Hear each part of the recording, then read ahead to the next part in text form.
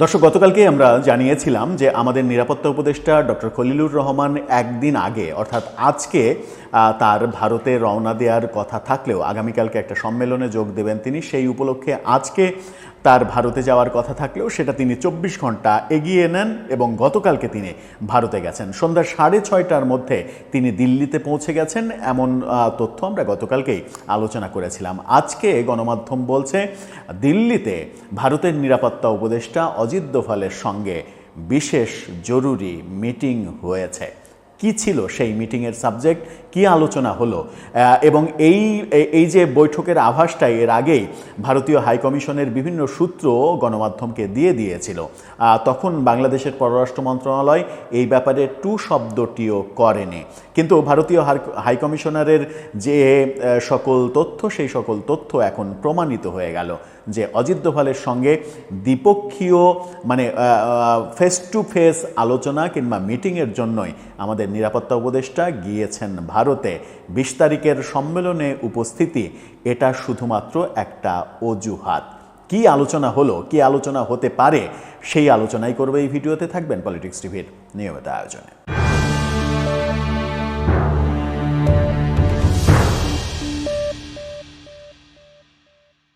দর্শক, বলছিলাম আমাদের নিরাপত্তা উপদেষ্টা ডক্টর খলিলুর রহমানের কথা। ভারতের নিরাপত্তা উপদেষ্টা এবং ভারতের জেমস বন্ড খ্যাত অজিত দোভাল, তার সঙ্গে আজকে মিটিং হয়েছে, এই তথ্য নিশ্চিত করছে গণমাধ্যম। সমকালের শিরোনামটা দেখলেই আপনারা বুঝতে পারবেন। বাংলাদেশের গণমাধ্যম যখন এই খবর নিশ্চিত করছে, তখন অনেক খবরই যে গণমাধ্যমে লেখা হবে না কিংবা প্রকাশ্যে আসবে না সেটাও বলা যেতে পারে। বাংলাদেশের তরফ থেকে যতটুকু ইনফরমেশন দেয়া হয়েছে ততটুকুই গণমাধ্যমে এসেছে। কতটুকু দেয়া হলো না সেই আলোচনা নিশ্চয়ই করব। তার আগে শিরোনামটা দেখুন। সেখানে বলা হচ্ছে দিল্লিতে খলিলুর রহমান অজিত দোভাল বৈঠক, ঢাকা সফরের আমন্ত্রণ। অর্থাৎ অজিত দোভাল, জেমস বন্ড ভারতের, তাকে ঢাকা সফরের জন্য আমন্ত্রণ জানিয়েছেন ইউনূস সরকার। ভারতের সঙ্গে বাংলাদেশের সম্পর্ক যখন তলানিতে, এক ধরনের যুদ্ধ ভাব, ভারত সীমান্তে চিকেন নেকের কাছে 3টি নতুন সামরিক ঘাঁটি তৈরি করেছে। ভারতীয় বিভিন্ন গণমাধ্যম এবং ভারতীয় ইউটিউবাররা প্রতি মুহূর্তে একটা আতঙ্কের কথা বলছেন যে ভারত যুদ্ধের প্রস্তুতি নিয়ে ফেলেছে। বাংলাদেশের সঙ্গে পাকিস্তানের দহরম মহরম সম্পর্ক এবং সেই সম্পর্কের বীজ যখন একেবারে গভীরভাবে পোঁতা হচ্ছে, ঠিক সেই সময় ভারত উদ্বিগ্ন। এরকম একটা পরিস্থিতিতে বাংলাদেশের নিরাপত্তা উপদেষ্টার সঙ্গে ভারতের জাতীয় নিরাপত্তা উপদেষ্টার এবং এই বৈঠক এবং ভারতের নিরাপত্তা উপদেষ্টাকে বাংলাদেশে আমন্ত্রণ জানানো, এটা কিন্তু খুবই সিগনিফিক্যান্ট একটা ব্যাপার। সেখানে বলা হচ্ছে যে ভারতের রাজধানী নয়াদিল্লিতে আজকে এই বৈঠকটা হয়েছে। দ্বিপক্ষীয় বৈঠক ব্যাপারে বাংলাদেশ হাইকমিশন একটা বিজ্ঞপ্তির মাধ্যমে বিষয়টি নিশ্চিত করেছে। অর্থাৎ ব্যাপারটা একটা দিক থেকে ভালো যে এই দ্বিপক্ষীয় বৈঠক যে হয়েছে সেটা অন্তত স্বীকার করা হলো। ডক্টর খলিলুর রহমান সুবিধাজনক সময়ে বাংলাদেশ সফরের জন্য আমন্ত্রণ জানিয়েছেন।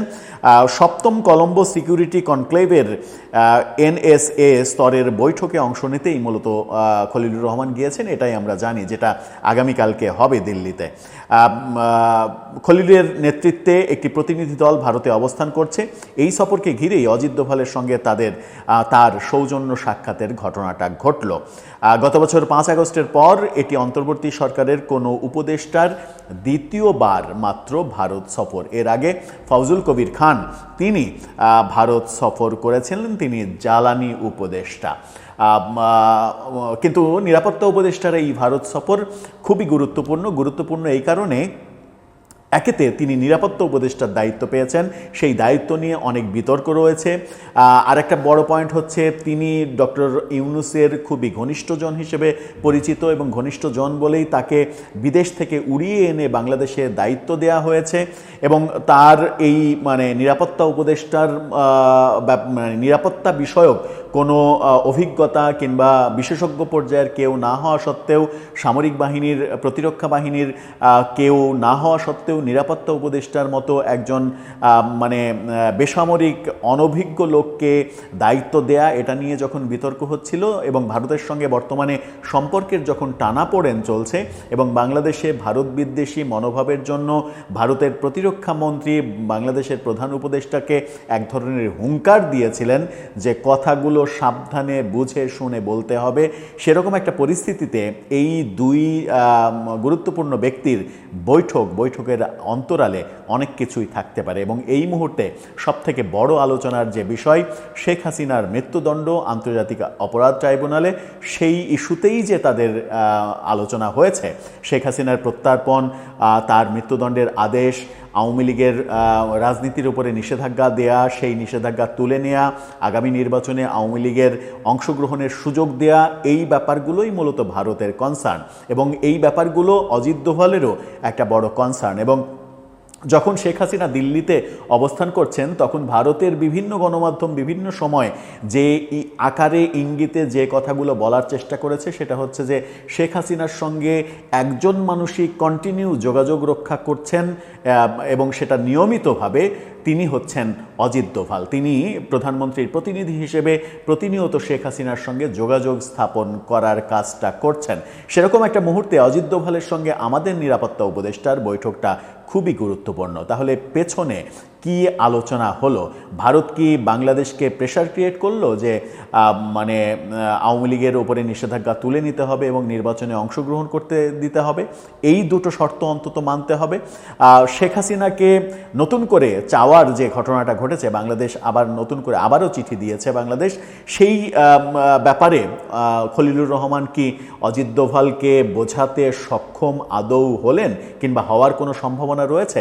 যখন বিবিসি বাংলা সম্প্রতি নিশ্চিত করেছে ভারতের বিভিন্ন সূত্রের বরাত দিয়ে যে ভারত শেখ হাসিনাকে ফেরত দেবে না, এবং সবথেকে বড় যে একটা সংকট তৈরি হয়েছে, হিউম্যান রাইটস ওয়াচ তাদের প্রতিবেদনে ভারত শেখ হাসিনাকে বাংলাদেশে ফেরত দেয়া না দেয়া প্রসঙ্গে তারা বলেছে যে ভারতের উচিত হবে না শেখ হাসিনাকে তেমন একটা রাষ্ট্রে পাঠানো যেখানে মৃত্যুদণ্ডের হুমকি রয়েছে এবং অন্যায্য বিচারের মুখোমুখি হওয়ার সম্ভাবনা রয়েছে। অর্থাৎ শেখ হাসিনার আন্তর্জাতিক অপরাধ ট্রাইব্যুনালের বিচার প্রক্রিয়াটাকে কোনোভাবেই গ্রহণযোগ্য নয়, এটা যখন বলছে হিউম্যান রাইটস ওয়াচ এবং ভারতের প্রতি এই আহ্বান জানাচ্ছে, তখন ভারতের শেখ হাসিনাকে ফেরত দেওয়ার কোনো সম্ভাবনাই যে নেই এটা মোটামুটি নিশ্চিত করেই বলা যায়। সম্প্রতি আরেকটা ব্যাপার আলোচনা করেই শেষ করব। সম্প্রতি আমেরিকার সঙ্গে ভারতের একটা প্রতিরক্ষা বিষয়ক বড় চুক্তি হয়েছে এবং সেই চুক্তি একটা বড় সিগন্যাল দেয় যে আমেরিকা ভারতের ওপরে আমাদের উপমহাদেশীয় বিভিন্ন বিষয়ে ছেড়ে দেবে কিংবা ছেড়ে দিতে বাধ্য হবে। সেই ক্ষেত্রে বাংলাদেশ একটা বড় ইস্যু। বাংলাদেশের ব্যাপারেও ভারত তার মতো করে সিদ্ধান্ত নেবে, এই ধরনের সিগন্যাল অনেক আগেও ছিল।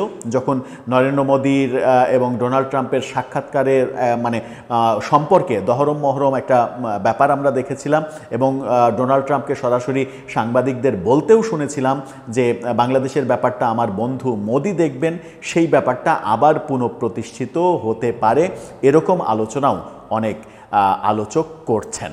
এখন দেখার বিষয় শেষ পর্যন্ত পানি কত দূর গড়ায়, কোন দিকে গড়ায় এবং পরিণতিটা কি হয়। দর্শক, আপনার কি মনে হয় এই মিটিংয়ের অন্তরালে কি কি ছিল জানিয়ে লিখতে পারেন আমাদের কমেন্ট বক্সে।